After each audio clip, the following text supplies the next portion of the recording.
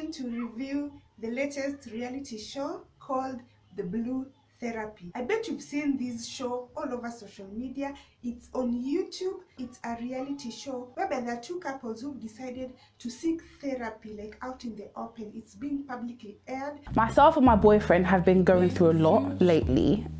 This is the last leg for us. We're really hanging in our relationship. I've seen an opportunity for a social experiment, and I think that it's best we both come here and get some help. You make me wanna melt. I've been with my partner for 3 years now.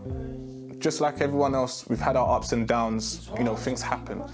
But coming to therapy with a camera for some social experiment, that's just, it's a red flag, to be fair. So that's what you're going to review today. And then I'm also going to point out, because my topic is just to point out some of those red flags you should watch out for based on these people's experiences. I want to say that I'm not a professional therapist. Hi, my name is Linda Mary. Let's just get right into it. The first couple is Chioma and Paul, and the second couple is Deborah and Jamal. Paul, for example, has a lot of friends. He has affluent friends. He feels like he has to fit in, which he might fit in as friendship, but when it comes to finances, he doesn't necessarily fit in. So if we're looking at percentage-wise and when they go out and what they spend, they can afford it. We can't. But Paul will do it anyway. And then he'll spend the next week or two chasing the bag he's blown, which now leaves me in a deficit of love. So there's neglect going on in our household. All right, so we literally just got here. Like, we haven't been here for 5 minutes. Choma's talking about finance to the bloody Denise. Paul is disrespectful. Normally people do therapy in private, but you knew that this is going to be publicized. This is something that the world is going to see. So when you say that when you just arrived and she's already talking to the bloody therapist, like, that is what you are coming here to do. You are coming here to talk to the therapist. And you're an adult. You know that when you're going for therapy, you're not just going to talk about surface level. You're going to reveal things that are embarrassing. That is how therapy works. You cannot like just say whatever the nice things and then not say the bad things. But now when he's coming on and saying that we've just been here for some sorry, I'm watching it from here, so that's I'm looking there. But if he say that we're already here and she's already talking to the bloody therapist, that means that you don't even respect that person that you've come to, that you want to help you solve your problems. Okay? And then another thing that I want to point out is that at this point, yes, there are two sides to it. Chioma might have mentioned that they don't have the money to keep up with the people that Paul hangs around with, but he's trying so hard to fit in. No one will be happy if your partner like just put it out there that you're not like financially okay, but you're just trying to fit in. That's a little bit embarrassing. Maybe that's why Paul is embarrassed. But again, you came for therapy and you knew that this is going to be like a reality show. So everything is going to be aired. If that's a problem that Chioma has, that Paul spends the money that they don't have, and if she doesn't bring it up, then how will they solve their problems? So you see, I understand on one hand it's embarrassing for people to know that about you, for your partner to put it out there, but at the same time, this is now the therapy that you came looking for. So let's continue. In the past, we've had situations where he's invested and there's been no returns. So I don't feel like I need to suffer at the expense of his investing and putting himself in positions to get deals when not all the time it works out. And we're together. Do you know what I mean? We're in a relationship. We're not business partners. So I'm suffering for nothing. Okay. Do you feel that it's an equal situation? She just said she's suffering for nothing. Okay. So am I nothing? That's not what I said.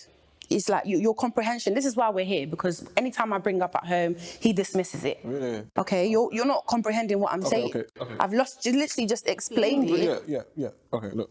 Out of everything I said, you got that bit. Some people, when you're in a relationship with them, you can never be right. If you try to explain to them that I'm lacking this, or I need this, or this is how they feel, they try to turn it around. So do you mean to say that I'm like this, I'm like that? So when she's telling Paul that, you know what, when you go out and spend those money like the millionaires, that you don't have that money, then we are here suffering for nothing.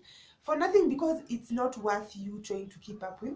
people who are on a different financial level. But now he's taking that and like, because she said I'm now suffering here for nothing. She's like, so I'm nothing, okay? I'm now nothing. Because there are people who try to twist the situation so that you don't solve the problem. They try to twist it to play the victim. So you're now saying that I'm worth nothing, like. But that's not what she was saying. Like, isn't it obvious? Let's continue. So you're out here doing the most, buying so many bottles, paying 10K for tables, and it doesn't make sense. And I'm at home being neglected. When he comes home, he goes back to work. So my point is, you're putting too much emphasis on the way they see you. Why is that? You're supposed to be impressing me, not them. This is something that happens, okay? This is something that happens. I've been here. You can be with a person who is more concerned about impressing other people, compared to catering to your needs and impressing you. You can be with a person who everyone else praises. They're like, oh, so is so nice, he's so generous, he's so kind, he talks to us nicely, but you don't see that side. When they come to you and yet you're their partner, or you're the person who is there for them, they don't even, like, they just want other outside people to praise them. I do not know. There was a post I saw somewhere on Facebook which broke my heart. Like, this girl, she posted that her father was one person who was always jovial with the entire community of the villagers knew him. They were like, this person is so happy, he cracks jokes. And the minute he entered the house, the smile disappeared. They never saw the smile. They could never laugh with him, joke with him, but they could see it. They could see him doing it with other people. Chioma here is complaining that Paul is more concerned about like creating that image of like hanging out with those people and being on their level compared to her needs. She says, I feel neglected. Like, the other thing I like about her is that she's very straightforward. She says, this is what I'm lacking. This is what the problem is. I feel neglected. You are more concerned about impressing people outside than you are about impressing me. That is normally not a good thing, ever. What blue therapy does is they switch between these two couples. So this is Deborah and Jamal. First of all, Jamal is late to their own therapy. His girlfriend Deborah is there. Denise, the therapist, is also there. Jamal is late to such an important thing. Let's see how this turns out. Is Jamal's lateness. I work a 9 to 5, he does fitness, so our timetables already clash. But whenever we plan to go on like date nights or we go church together every 2 weeks, he's always late. When I address him, he's unable to communicate and explain like why he's late. So what this means to me, it means that this is not as important to you. That mending the relationship, sitting down to sort things out, is not that important. That's why you're late. I feel like he's always late when it comes to something that we're doing. I don't feel like he respects my time. I don't think Jamal has ever been late to a client's Zoom meeting. But why is it when it's Deborah time, he's late? So Deborah has clearly said it. Jamal has never been late to a client's meeting or appointment or anything to do with his work. But whenever they schedule things together, he's always late. And then he doesn't communicate. And there was a time that they were supposed to have something and she says that he communicated 5 minutes to. Let's say you're going to meet at 12 and you text me at 11:55 that you're running late. At 11:55 I'm already there, or I'm just entering the place. So am I supposed to go back home and sit and wait for you? If you know you're going to be late, it's proper etiquette to communicate earlier so that I can also do something else and then I come later, or just so someone doesn't have to sit and wait for you. And this is not just in romantic relationships. Generally, being late to events, like there's that 1 or 2 times that things will be out of your control, but generally always being late is a sign of disrespect in any relationship, because it means that you think your time is more important than the other person's time. You think the other person is just too idle. They'll just sit around and wait for you all day because they have nothing better to do. But you, the important person, you have better things to do. So the time is very, very important. Not cool at all. Deborah just always complaining about me being late. Like, she just feel like she's been controlling. Like, she doesn't take consideration of my time, where I'm coming from, what I'm doing before. She just wants to set the time and expects me to get there. They ain't gonna run. So Jamal says that she doesn't take consideration. Deborah doesn't take consideration of his time and what he's doing before they meet up. Like, everyone's time is important. It's not just your time that is important. If that time doesn't work for you, let's say that you're supposed to meet up at 8, it doesn't work for you. You say beforehand, you're like, no, I'll be busy at 8. How about you make it at 9 or the next day? Like, you can't just be keeping people waiting for you and then you'll be like, no, my time is not important. You cannot take, you're not taking consideration of my time. How about my time? Everyone's time is important in this world. This guy. We're in a relationship. The problem with you is you think we're business partners. We're not. I need love as well. Do you know what I mean? Like, I've got a business, I work, but I still feed you, I still love on you, but I don't get, it's not reciprocated. Do you trust me? What? Yes or no? I do trust you. Okay. If you trust me and you trust my judgment and you know that between the both of us, we both got ourselves to the position where we are, which is a better position than we were in, why would you not continue to trust the process? Another red flag that I'm going to talk about is the fact that some people will never be able to meet your needs because they don't want to. It doesn't matter how much you tell me. You tell them. Chioma has been very vocal. That's the one thing I like about her. She says clearly, I need love. I need love. I'm not your business partner. I need love. I also have a full-time job, but I manage to cook for you, to take care of you, to give you love. I need love. And then he says, do you trust me? How are those two connected? Like, he's clearly deflecting. You're not even assuring them that you had them. Maybe you're going to try to be more affectionate or ask them how they want to be loved or whatever. You're just going to turn the things on you, turn everything on you and be like, no, do you trust me? And then guys, men like using this thing of do you trust me so that they start playing the victim. So that, oh no, you don't even trust me.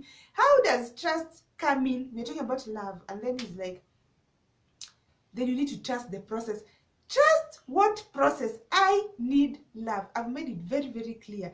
So the red flag, this is the red flag. Some people will never be able to give you what you want. Even if you tell them clearly, Nani, I want to spend more time with you. I want you to send me good morning text. I want you to care for me. They will never do it. You will sing it and it will become a song. And at the end of the day, they'll say you're nagging because you're repeating the same thing over and over and over again. Let's continue. What's the last loving thing you did for Denise? Yeah, Denise. Look, we're not going to play the whole turn each other against each other. When's the last time you bought flowers? Look, forget about all of that. This person is disrespectful. I don't know if you've ever been with a disrespectful partner. It's very uncomfortable because every time they interact with people, they rub them the wrong way. People don't, it will reach a point people don't want to be around you because they know being around you means being around your partner, and your partner is rude. This is a therapist. She has reasons why she's asking them these questions. And she's saying, when was the last time like you did something loving for her, like buying her flowers and she's like, Denise, is that her name? Like, Denise, like trying to pretend like you don't even know her name, like it's not even that even important, you did not even get her name. This is not what you're going to do. Like, Paul is disrespectful on another level. Disrespectful partners. Let's continue. You've been called, or employed rather, to basically help us in our relationship to get better, right? Okay. So how do you think you're doing so far? Okay, first, don't be rude. It's a genuine question. That's uncalled for. It's a genuine question. What's your success rate? I need percentages. I deal with figures.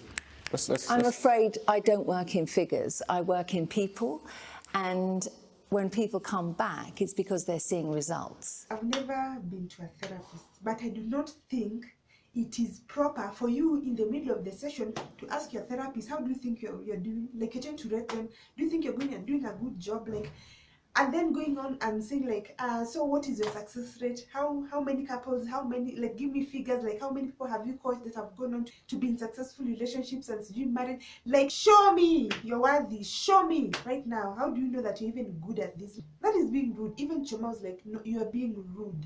And he was sitting there waiting for this. Oh my goodness. Okay, if these are questions that you need to ask your therapist before, so you know how good they are, then ask or find out about them online. But now in the middle of the therapy session, when you feel like now things are getting real, so you want to discredit, the therapist, or discredit someone, make them feel inferior. That's what you do. And there are people who do this. If you have a partner who does this, trust me, you will not even want to be around people. It is uncomfortable. Very, very rude of Paul. Let's continue. Paul is making me feel less than. Okay, he's very judgmental with the whole image thing. So if I don't do what he does, then there's a problem. One thing I'm not going to continue to do is be with a man. Not saying that I want to leave this relationship, but I can't continue to be in a relationship with someone who makes me feel less than. That's exactly what he's done with the therapist, Denise. He's made her feel like he wanted to make her feel inferior. He's very judgmental. Now, Chioma, my sister. Hey. So,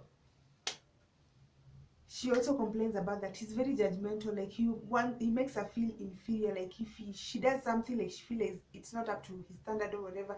There are people, if you date them, you will always feel sad, feel down. You won't feel your best because they will always put you down. You will always feel like nothing you do is good enough for them. They will judge this, judge you for doing this, judge you for not doing this. Like there's so many red flags in this relationship. Let's just keep going. Me and Jamel argue all the time about his phone and social media. He's literally in love with social media. There's this new app called Clubhouse. I don't know if you've heard about it. This guy loves the app so much. And like, he'd literally call me on his MacBook so that he can have Clubhouse in the background, and then we'll have a separate conversation. Like, if I haven't spoken to you all day, like, am I not important? Like, you know that I go bed early, so I'm literally going to take 20 minutes of your time. Do you get what I mean? Yeah. But he has to have Clubhouse in the background. He has to be on stage. So we live in a world of social media. We can't ignore the fact that social media is here. Some of us get a lot of joy from it. Some of us, it's work, okay? So yes, we're on social media, but there's something called quality time. You need to be spending quality time with your partner or with the people you love, okay? So let's say that I want to call you for 5 minutes. I can switch off whatever it is that is going on. I can give you my attention for 5 minutes, you talk, and then I go back to whatever it is. But I cannot be calling you and then I'm watching at the same time and then I'm doing something else. Like, it's good to give your partner your undivided attention for that amount of time, because she says they work the whole day, they don't see each other. So it's like they talk for around 20 minutes in the evening. For those 20 minutes, he's on Clubhouse, he's putting it on in the background playing, so which means he's not giving her his undivided attention. Let's continue. Do you feel that you make time for Deborah? Most certainly. I don't think he does. When we first got together, we were seeing each other up to 3 times a week. Now it's like once every 2 weeks. For me, I don't know if you want to spend time with me or not, but for me, that's like, what is the relationship? I'm going to see you once every 2 weeks. Paul, just give me a little bit of your background. What business are you in? Yes. Yeah, answer the question, babe. So what does my business have to do with the relationship? Just asking. I just wondered, whether that was influencing the way that you deal with life. Sorry? I'm a provider. What is it that you do? I don't understand. Well, I don't see how this is going to help our relationship in the long term. This is the problem that I have, right? Look, with this Denise lady, I just feel like she's just asking lots of intrusive questions that doesn't really relate to the situation at hand. She's asking me, what do I do? Like, I make money. That's what I do. Like, it's a silly question. So the therapist just asked, what do you do? That's a common question. Even if you meet someone, I think the first question is normally, what's your name? And the second is, what do you do? Like, and then he goes on to say, this Denise girl is your therapist, someone who's trying to help you out. And she's asking intrusive questions. How is what you do intrusive? Are you the Secret Service? Are you FBI? Are you doing something like to do with keeping government secrets that people should not know about? No, of course. Like, can't you just say what you do, even if you don't want to go into details? Because these are questions that can help these therapists to understand your life better. Maybe understand why you don't have time for Denise because she's saying she feels neglected. Maybe it's because the kind of job you do is so demanding. There are reasons she's asking these questions. She's the therapist. But such kind of people, it comes back to being disrespectful, and those people who feel like they're always like above others, they don't need to explain to you or tell you anything. Why do you want to know? See? And this is like, if someone is treating other people like this, you might also get some of that treatment from him. Do you do anything together? Any, hobbies that you do together? Aside from on our laptops in the same room, answer the question she asked us. What do we do together aside from work that is meaningful? Is that what you said? Let me tell you what we do, right? Every 28 days, we have a couples review, right? Oh, so how the hell. couples review works is we basically, go over our individual and collective plans, goals, targets, and we kind of, make like a checkbox type of situation, and we mark stuff off, help each other out with whatever it is that we need help with, and it's worked basically in our relationship. It hasn't worked. So what do you do as a couple? How do you spend time together? What do you do that is more meaningful apart from work? They have a couples retreat after every 28 days. They have a couples retreat where they sit down and they check boxes. Where are we? What do you need help with? That's what you do. That's how you spend time together. Like, that's the only thing you do. Quality time. If you guys do not spend time together, if you guys do, even for those people who are long distance, they spend time together via FaceTiming, okay? You video call each other, you see each other, you are there, I'm there. But she's saying that most of the time he's on his laptop, she's on her laptop, no time together. And then when he's asked what they do together, they don't have anything they do together. A couple's retreat once in every 28 days. Is this a business relationship? Like if Max's man was doing something, he would just admit it's not that serious. We're not going to do comparisons. Max's boyfriend, we speak a lot, as you know.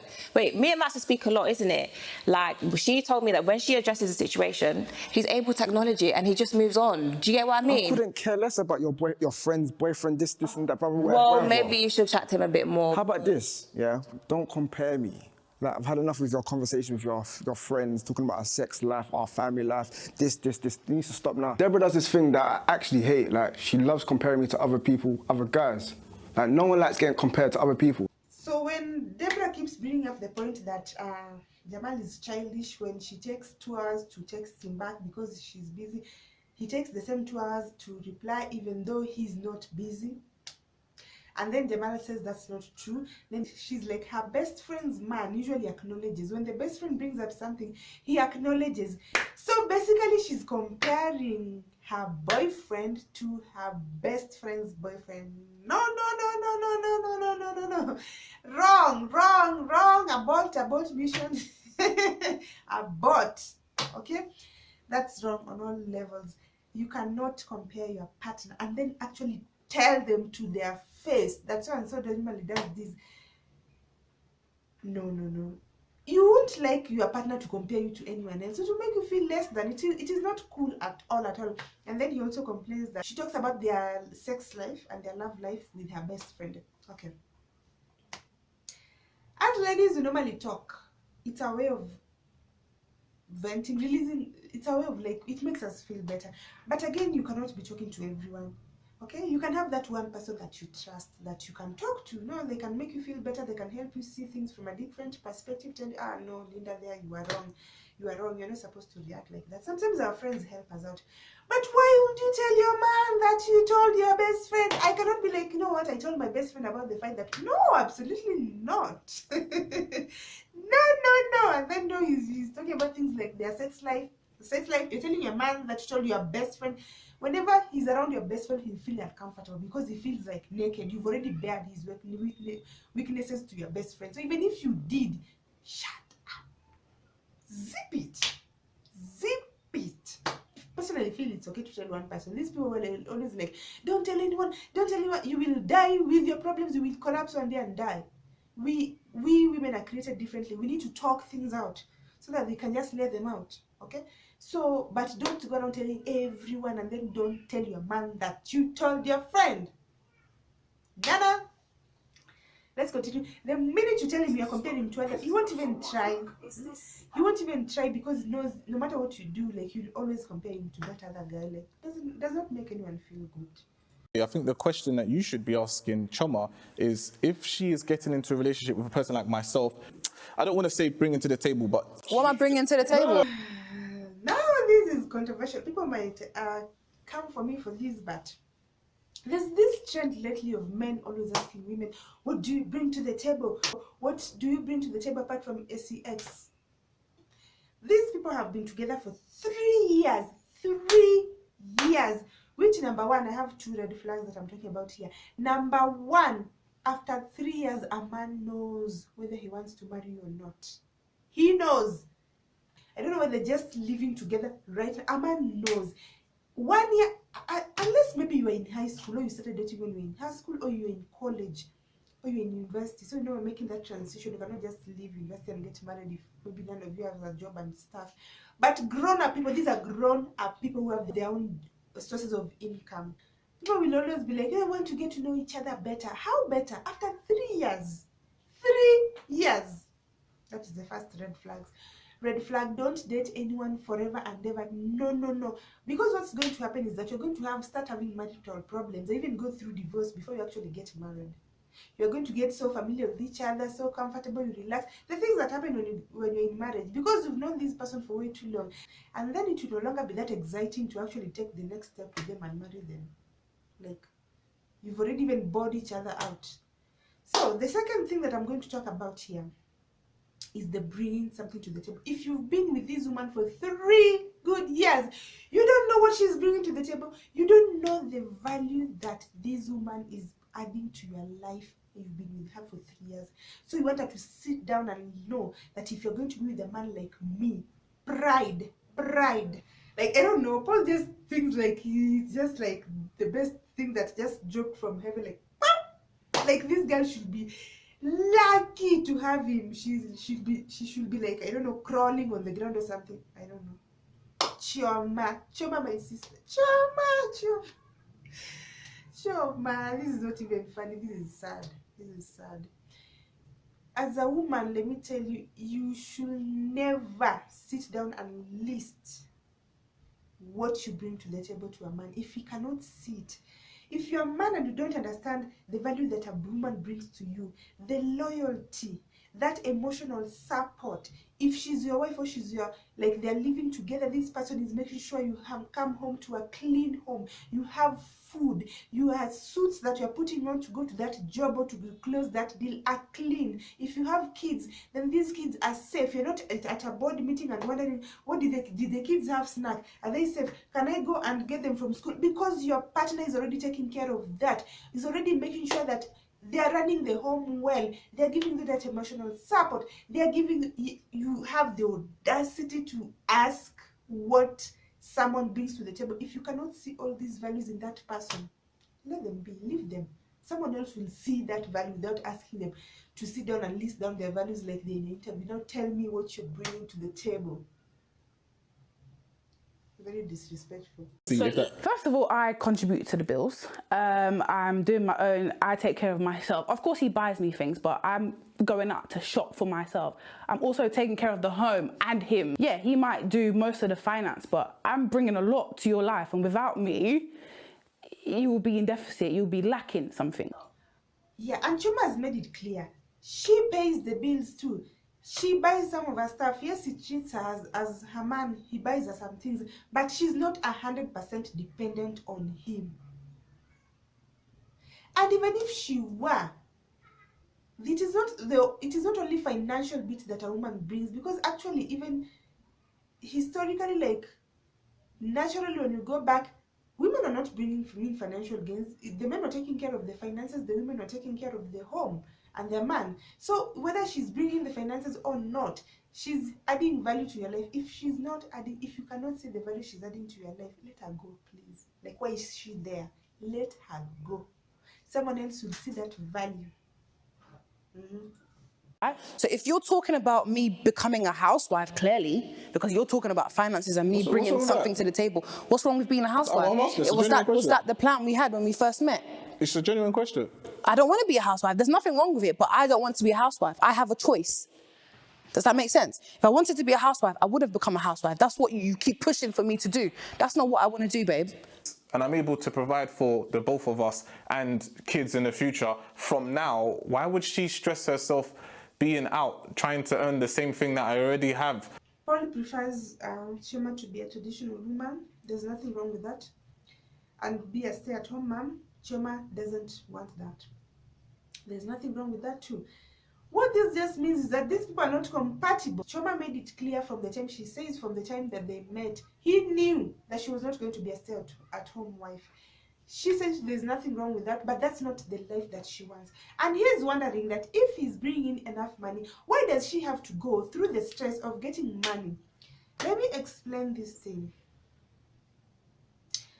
What women have been fighting for all along, some women have just gotten this confused and taken it to another level. I don't want to talk about that. That's why I don't want to associate with the name feminist, because as much as I like the power of choice, some feminists have taken it too far. Choice is what women fought for, the women before us. Being able to choose whether you want to be a stay-at-home mom or you want to work. That is it. So if you want to be a stay-at-home mom, you should have the choice. You should be able to do it without people coming at you and be like, no, you're just useless, you're just staying at home. No, being a stay-at-home mom and wife is a full-time job. The amount of work you do around the home, you cannot believe it. On the other hand, if you want to be a career woman, you want to pursue your career, you should also have that choice. Okay? It's not like women are supposed to be in the kitchen, so forcing the career woman to be in the house, or the one who wants to be in the house and like supposed to bring something to the table, so go and work. It is a choice. And if you meet someone and you make it very clear, for me, I want, when you get married, I want to stay at home and take care of kids. And then when you get married and that happens, they start making you feel bad and feel inferior, like there's nothing you're adding to this family. You're like, but you knew I wanted this from the word go. So there's people, even if they know what you want in a relationship, they get it to it, thinking that they'll be able to change your mind and change you. This is what is happening here. Another thing that I've noticed about Chioma and Paul is that they are going at it. I don't know if of course, if you've dated different people, you'll realize that if there are some people that when you are very angry, they go down. And it doesn't mean that you are right and they are wrong, or it doesn't mean that you are superior and they are inferior. It just means that they know that when all of you are doing this, colliding, like trying to verbally like compete, so who can raise their voice the loudest, there's nothing you can achieve. So one person will go down, and in those relationships, the other person knows that the fact that this person has like decided to keep quiet or lower their voice does not mean that I've won. It's not a competition, and it doesn't mean that I'm superior to them. It just means they know that this is what we need at this time. When we've cooled down, we'll work together. But these two, most of the time, they just like pow, pow, pow, pow, pow. If this one hits, this one hits, this one brings something, this one hits. They are like colliding. If you're in that kind of relationship and none of you can actually go down, most of the time it doesn't end to end. It doesn't, because you'll always be fighting, competing, and everything. This reality show now has 5 episodes. Episode 5 just came out, and this is just episode 1. It's a lot. I cannot review all of them at once. This video will be too long. But if you want me to review the others and point out some things, it may not even be like red flags or something. There are things I can like point them out. This is my first time doing a review, and I really liked it. So if you want me to review the other episodes, or if there's something you want me to review and you can learn from me and take lessons, please let me know in the comment section. If you've watched this reality show, Blue Therapy, let me know what you think about it. If you've not watched it, go watch it and then let me know what you think about it. You might learn a thing or two. Another thing is that when I was pointing out these red flags, this is not to mean that these people are doomed, they cannot work on their relationship. I sincerely hope that these therapists will help them and that they'll be able to overcome those and be in a better place. But it does not also mean that I'm just critiquing their relationship so much because I'm perfect. No, I'm not. And these things that I've mentioned, even some of them, I've gone through them. That's why I was able to identify them. Most of us have gone through it, but it's not being able to look at it and be like, oh, okay, so this is what was going on. So that's it for this video. Thank you so much for watching. I'll see you in my next video.